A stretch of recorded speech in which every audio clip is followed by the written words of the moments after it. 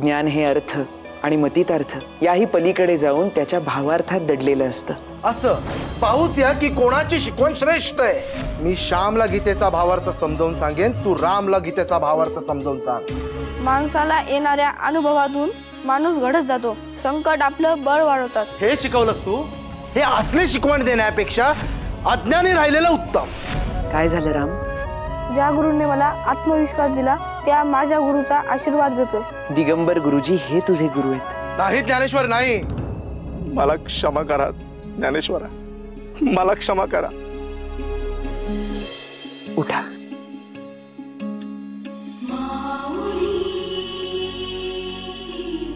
अहो क्षमा करणारा मी कोण? जो आपल्याला जगवतो, शिकवतो, क्षमा करतो, अनुभूती देतो, तो आपल्या साऱ्यांचा पिता पांडुरंग।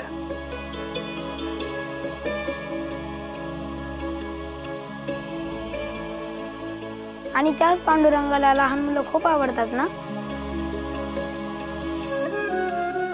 मग पांडुरंगाची इच्छा आहे असं समजून या लहान ज्ञानचा एक हट्ट पूर्ण कराल? आपण रामला शिकवलं तसं मलाही शिकवा। आणि आम्हालाही।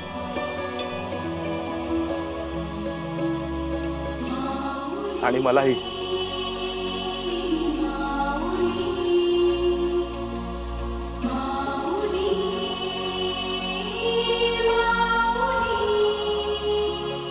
या जगी पांडुरंगाने प्रत्येकाला आपापलं कर्म नेमून दिलंय। ज्ञानदानासारख्या पुण्यकर्माचा अधिकार दिगंबर गुरुजींचा आहे। आयुष्यातल्या प्रवासातले आपण सारेजणच वाटसरू आहोत। जर कधी वाट चुकली तर योग्य वाट दाखवणं आणि एकमेकांच्या सहाय्याने अंतिम ध्येयापर्यंत पोहोचणं महत्त्वाचं।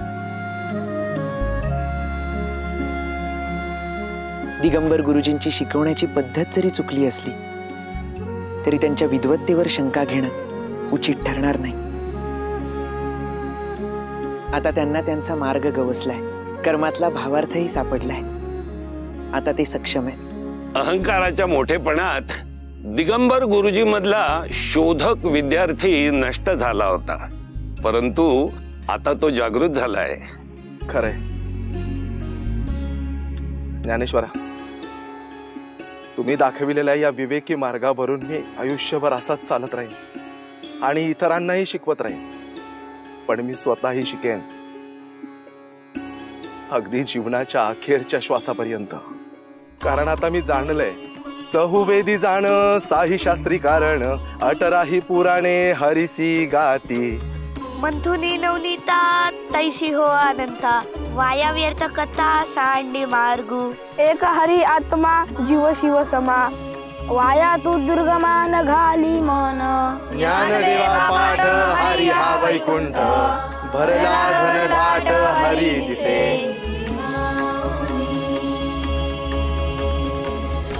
पांडुरंग पांडुरंग पांडुरंग पांडुरंग,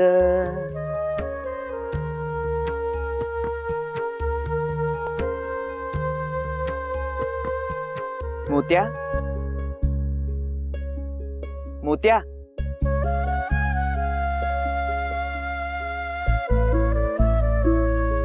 काय झालं दादा? मला देखील तोच प्रश्न पडलाय। तुला काय झालंय आणि कसला विचार करतोयस? माझं भाग्य किती थोर आहे ह्याचाच विचार करत होतो। म्हणजे बघ ना, सोपान दादा मला शिकवत असताना मला नाही आवडायचं, पण तू त्याला माझ्या कलाने घ्यायला लावलंस। ते दिगंबर बुवा छान शिकवत असतील ना मुलांना? शिकवेन,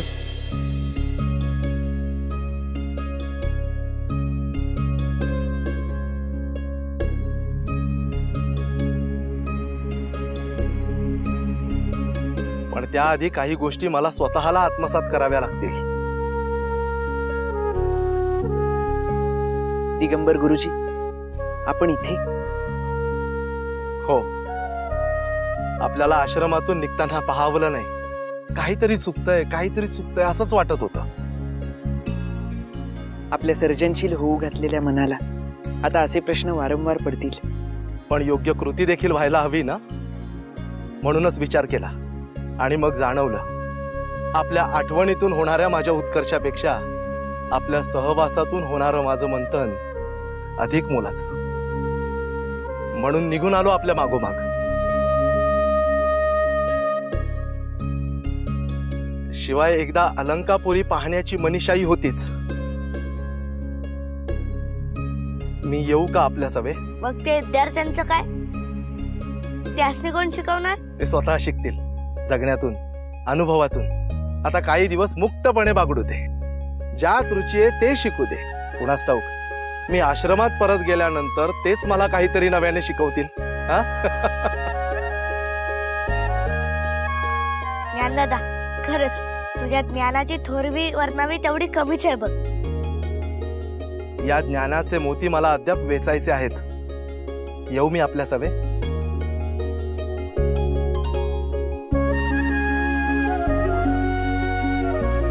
चला.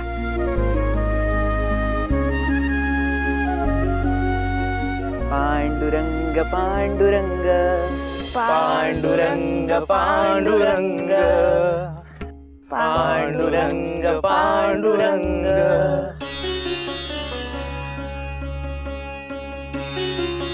दादा, या 2 वाटा आहेत, एक डावीकडची आणि एक उजवीकडची.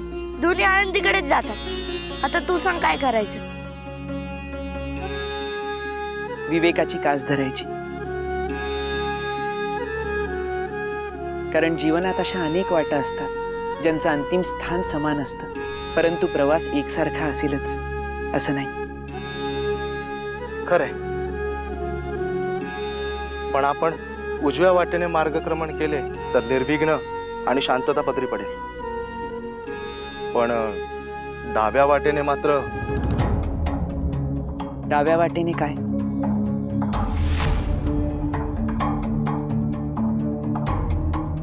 डाव्या वाटेला काही पाळेगारांची वस्ती आहे. आज पावे तो जो त्या वाटेने गेला तो सुखरूप परत आल्याचे ऐकिवत नाही. का? अत्यंत चमत्कारिक आख्यायिका आहे त्या वाटेबद्दल. त्या पाळेगारांपाशी म्हणे भल्या मोठ्या कुऱ्हाडी असतात आणि त्याने ते काय? येणाऱ्या जाणाऱ्या वाटसरूंवर वार करतात, त्यांचे हातपाय विच्छिन्न करतात. आणि नको तो विषय. त्यात किती तथ्य आहे हे देखील माहित नाही, पण त्या वाटेबद्दल अनेकांच्या मनात भय आहे हे मात्र नक्की.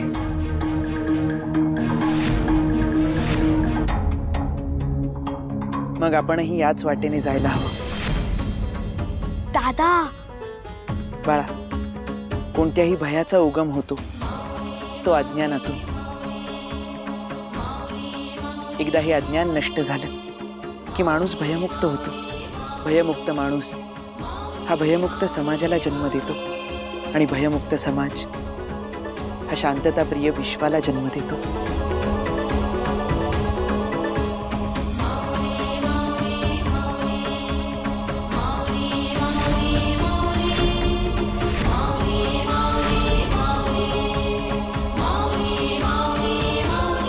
मान्य आहे ज्ञानेश्वरा.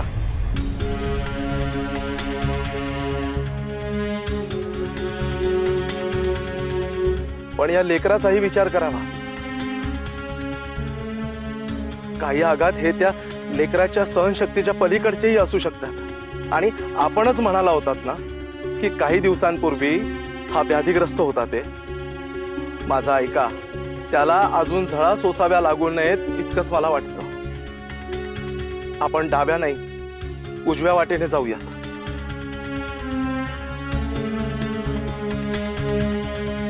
ज्ञानप्राप्तीमुळे माणूस भयमुक्त होतो हे खरंय, पण ती लेकरांच्या कलाने व्हायला हवी ही देखील आपलीच शिकवण आहे ना.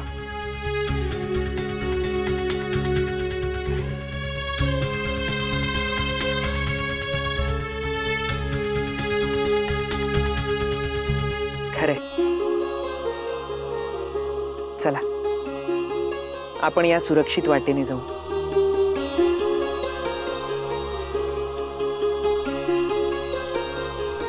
चला. पांडुरंग पांडुरंग पांडुरंग पांडुरंग पांडुरंग पांडुरंग पांडुरंग पांडुरंग.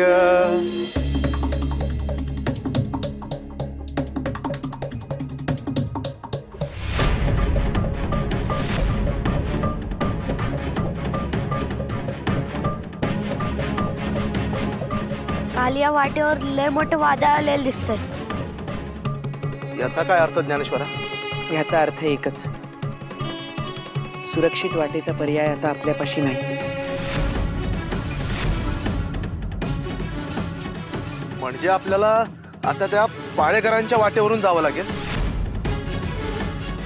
कुठलीही वाट चिरकाल कोणा एकाची नसते. प्रत्येक वाटेवर ठराविक काळासाठी आपण सारे पांथस्थच असतो, आपणही आणि ते पाळेगारे.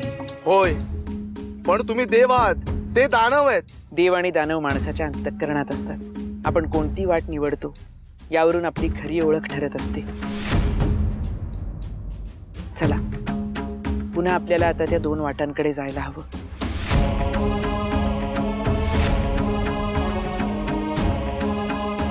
लिहू नका काका.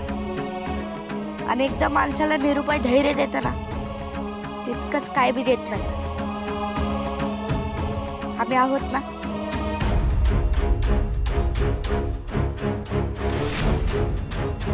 चला. पांडुरंग पांडुरंग पांडुरंग पांडुरंग पांडुरंगा, रक्षण कर रे बाबा. हाव, थांबू नका, थांबू नका. पटकन कोणी येऊन वार केला तर. दिगंबर गुरुजी, आपण परत आश्रमात जाण्याचा निर्णय घेत असाल तरीही मी आपल्याला दोष देणार नाही. खरंच? अगदी खरं. आपल्या जीविताचं रक्षण करणं हा देहाचा धर्मच आहे. आम्हाला मात्र आळंदीत गेलंच पाहिजे, कारण आमची मायेची माणसं आमच्या वाटेकडे डोळे लावून बसली आणि त्यामुळे आपलं मैत्र कधीही खंडित होणार नाही.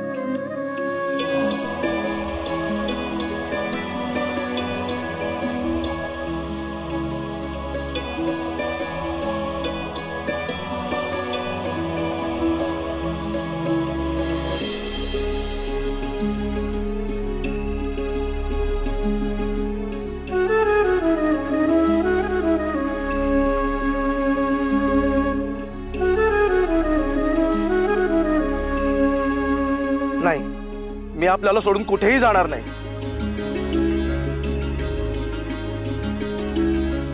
अहो पण या वाटेने पुढे गेलो तर अधिकाधिक काय होईल? पाळेगार हल्ला करतील, प्राण घेतील माझे. इथून मागे फिरून गेलो तर अजून काही वर्ष जगीनच, पण ज्ञानेश्वरांना एकटं सोडून निघून आलो हे शल्य उराशी बाळगूनच. मी येईन आपल्या सभेत. म्हणजे आता तुमचं बाई गेलं म्हणायचं? नाही, अद्याप नाही.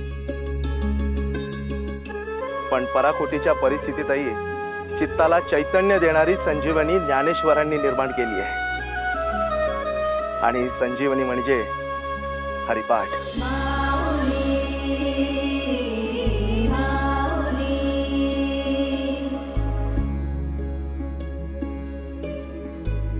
हरिमुखे म्हणा, हरिमुखे म्हणा,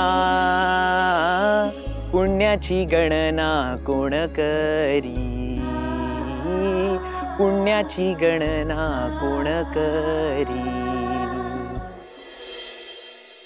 पांडुरंग पांडुरंग पांडुरंग पांडुरंग पांडुरंग पांडुरंग पांडुरंग पांडुरंग.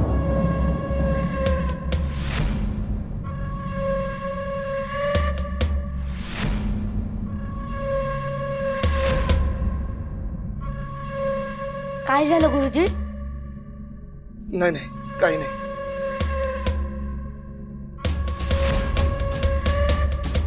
चला. हो. पांडुरंग पांडुरंग पांडुरंग पांडुरंग पांडुरंग.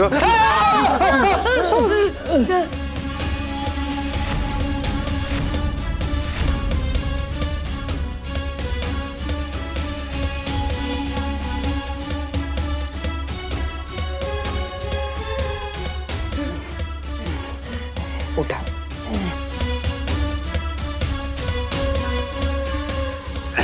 सावकाश.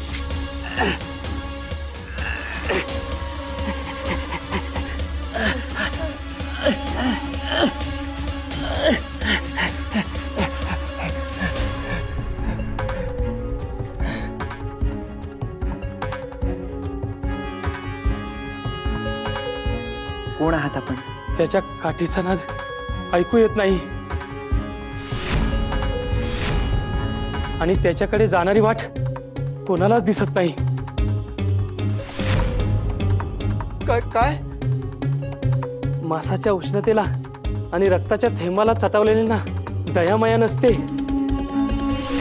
पोरबाळ, संसार, भविष्य सारं सारं मागं पडतं आणि त्याच्या तावडीत आपण असतो केवळ भक्ष्य. आधी पायावर वार, मग हातावर वार, मग नको. जाऊ नका, जाऊ नका, त्या वाटेनं जाऊ नका.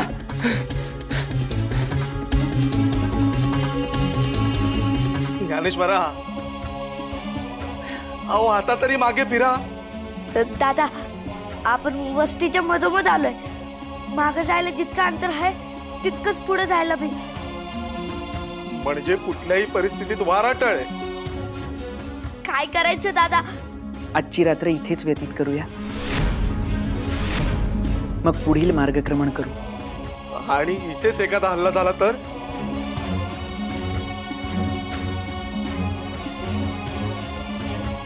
पांडुरंग ज्ञानेश्वरा. पांडुरंग दादा. ज्ञानेश्वरा, ज्ञानेश्वरा ऐका तरी. दादा. पांडुरंग पांडुरंग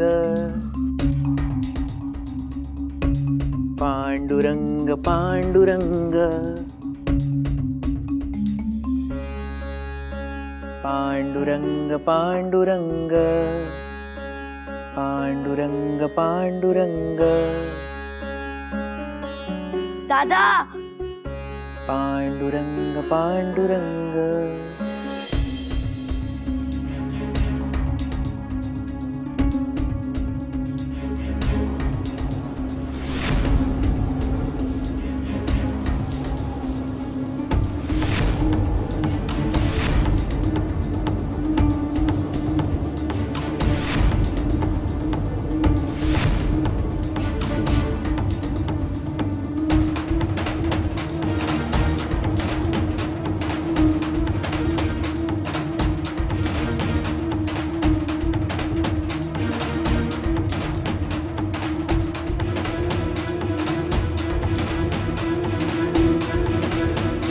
मोत्या,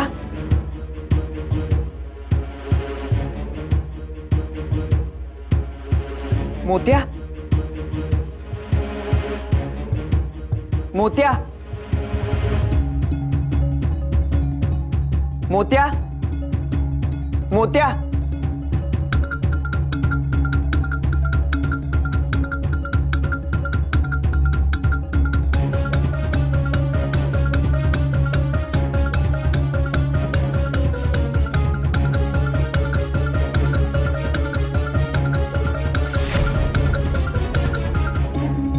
मोत्या,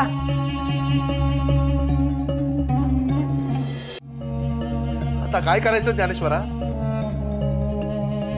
कुठे शोधायचं याला?